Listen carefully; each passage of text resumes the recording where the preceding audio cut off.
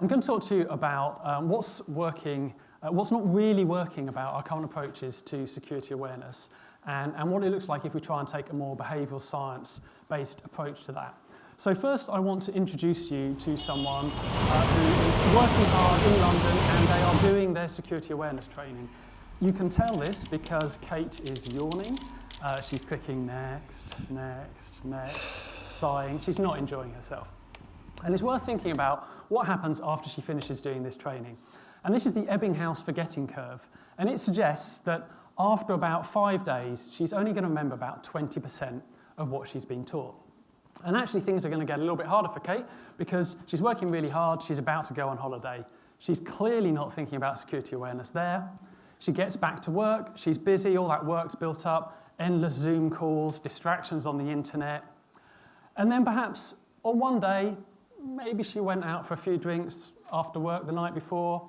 She's drinking quite a lot of coffee, a little bit jaded. There are those distractions on the internet once again. There's a lot of kitten videos and they are quite cute.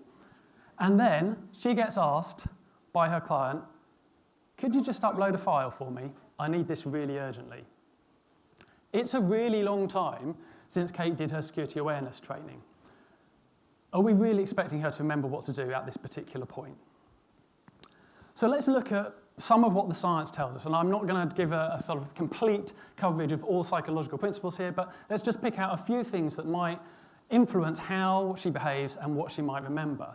And the first one is to think about fast and slow thinking. So Kahneman and Tversky talked about this idea that we like to think every decision we make is really thought through and deliberate, but actually only about 5% of the decisions we make each day are like that. 95% of the time, we are on a sort of semi-autopilot. We're responding to heuristics, cognitive biases, and they help us make decisions. And that's deliberate because there's so much information thrown at us that our brain needs ways to react to that.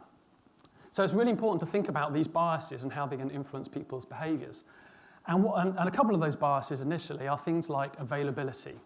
So we always respond really well to things that are sort of more in our memory. It's why perhaps people are scared of flying or they think they're going to get attacked by a shark when they go to the beach, because you see those stories on the news. So they loom bigger in your head than perhaps the reality of the fact that actually driving a car is far more dangerous than getting on a plane. So we have to think about what's going to be available, what's going to be in Kate's head. Is she going to be thinking about security?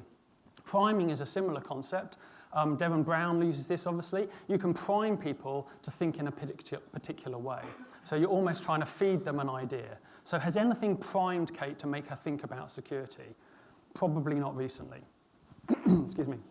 Present bias is also something we should think about. We're really driven by immediate rewards, and the immediate reward in this situation is going to be to serve her client and do what she's being asked to do. She's not really thinking much about those longer-term rewards of security.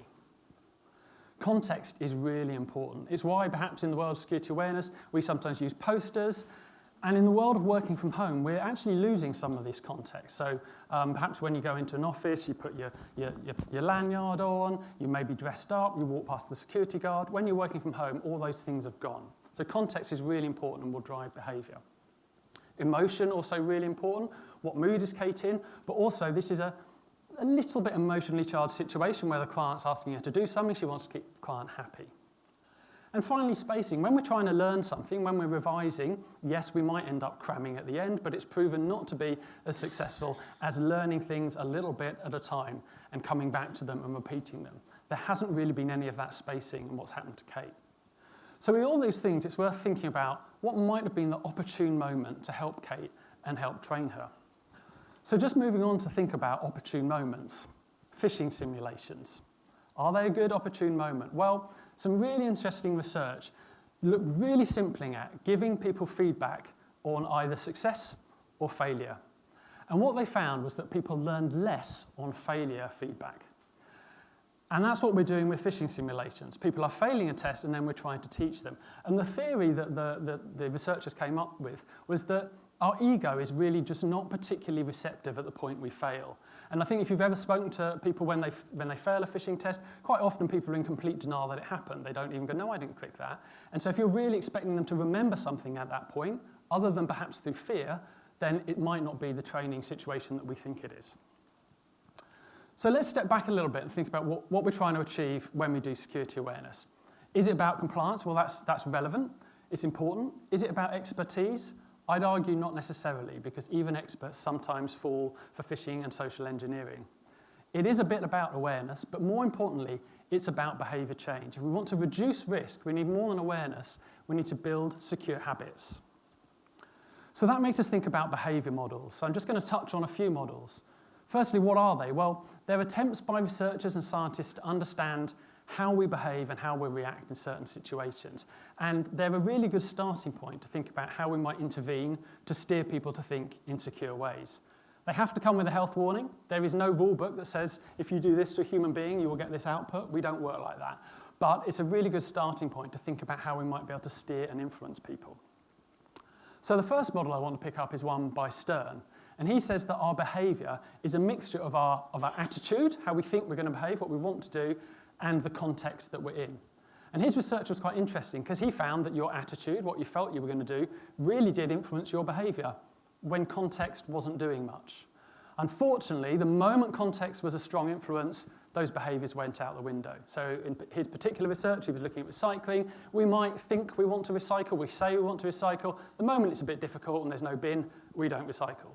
And so attitudes are effective, but context is stronger. So that's really important. We need to think about how do we help people in the context that they're working. Next, I want to look at two models side by side because they're quite similar.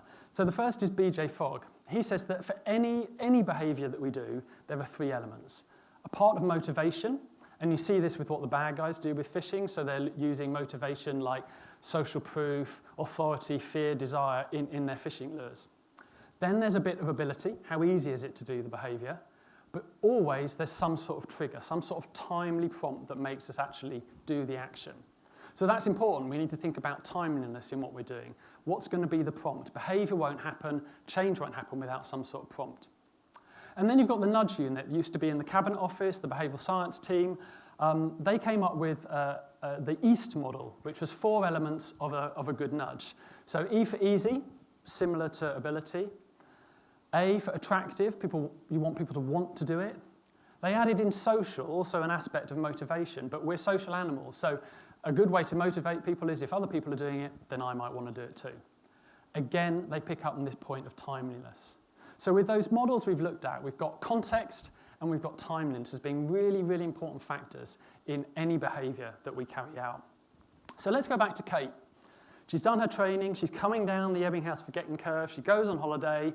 What if, when she gets back from holiday, she gets some sort of more training, a little bit more guidance, just a reminder, 30 seconds, a minute. Now, this is just drip feeding in a way, but what's happened is that she is back up to the top of the forgetting curve, and as she starts coming down it again, she won't reach such a low point because she's building on a foundation. What about after that, a little bit longer on, we give her some sort of reminder? And what about if we make it topical? Because if we do that, we're starting to play on this idea of availability. And also, of course, the timeliness here is a little bit of priming as well.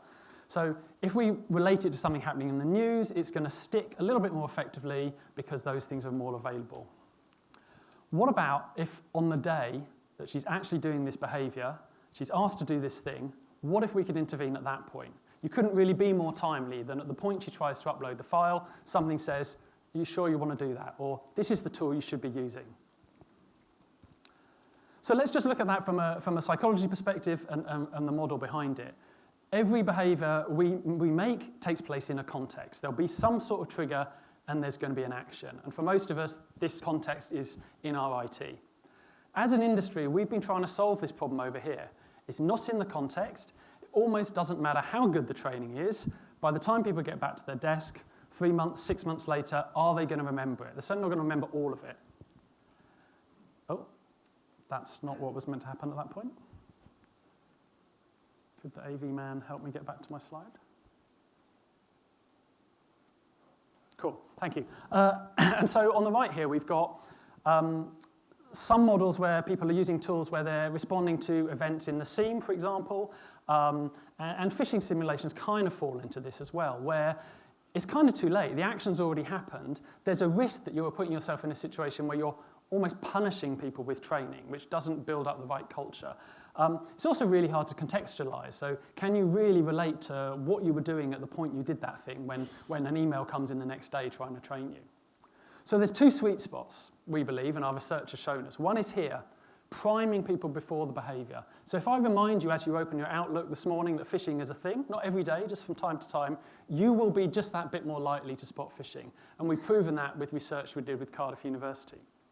But even better, what about here? What about as you're doing this behavior, as you're about to upload a file, as you're about to click a link, as you've clicked a link and you're about to enter your password? If we can intervene at this point, we can both measure it to see how often that behavior happens, and then we can start to intervene to drive it. So that's what we're all about with our tool RedFlags, and that's what we're trying to do.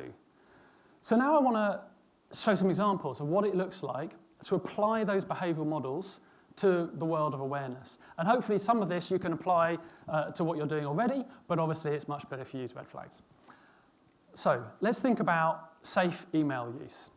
So Fogg talked about this model of starting with a prompt, and he actually emphasizes start with the prompt because it's the easiest thing. Don't start with motivation like we often do with fear and things like that. Motivation is the hardest lever for change. Start with the prompt, and timeliness is key. So if I could say anything to you, it's about the timeliness. So don't try and rely on annual awareness. A really good prompt, in this case for phishing, is a reporting button because it's there and it's visible. Now, obviously, if it's the same button, the same place all the time, people start to habituate, but it's a good starting point. Then we want to think about ability, make it easy. So something, a really easy, actionable behavior, if you're not sure, report it. And then finally, motivation. Help people with a threat appraisal. Use a bit of social proof. How many reports have you made? Are your colleagues reporting? Because then we might want to join in and do that too. So what could that look like? Well, here's a very suspicious looking email, but I'm on autopilot. I'm just going to click that link. And at the point I'm meant to do that, maybe a little nudge to steer me away from doing it. It's very subtle, but it could be just enough to stop someone clicking that link and make them think. Or maybe I'm in my inbox and I just get this little nudge to remind me phishing is a thing. Now, even if I don't engage with that particularly, it's a useful thing. I've been primed. But ideally, I do click on it and I get shown an example of a real phishing email. And so rather than testing people and tricking them with phishing, why not just show people phishing from time to time? Because that has the same education ability. And of course, if you do a phishing sim and quite a lot of people don't click on it, they don't get any training at all. Is that because they're good at spotting phishing or they just didn't see the email? What about this scenario? So I'm going to click this link and then I disappear onto a web page and start to enter my credentials. What about maybe intervening at this point to try and steer people away? So look, are you really sure you want to give away your credentials? So these are just a few examples of how we can start to intervene and steer people. But let's think a bit more generally about engagement. So again, going back to Fogg's model, firstly, timeliness.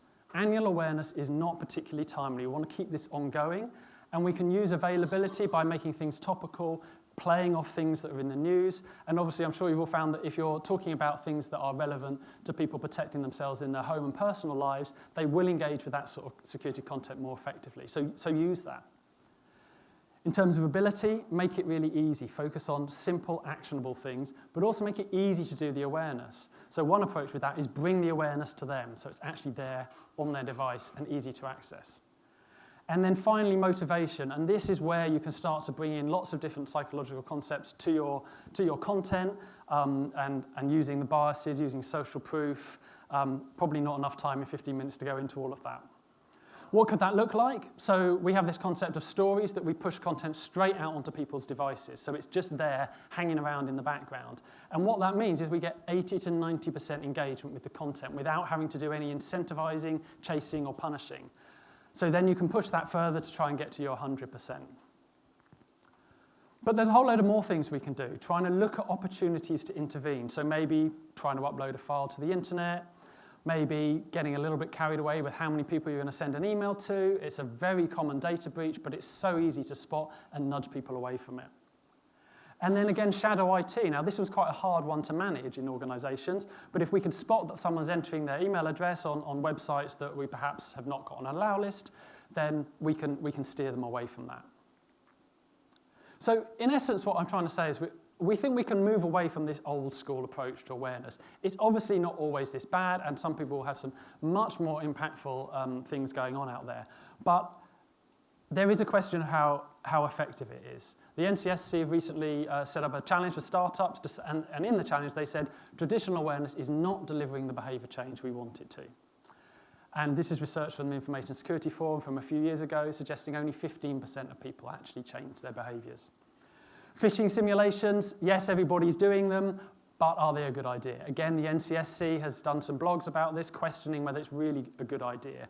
If you're leaving your staff feel tricked and embarrassed, then you're not building the culture that you want. It's much more important to have staff who are willing to report mistakes and tell you that something's happened, that they have clicked that link, rather than being scared to tell you and then it's too late. So that's very much what we're about, trying to find this real-time approach to deliver your guidance at that point of risk, but also to drip feed and keep awareness going throughout the whole year.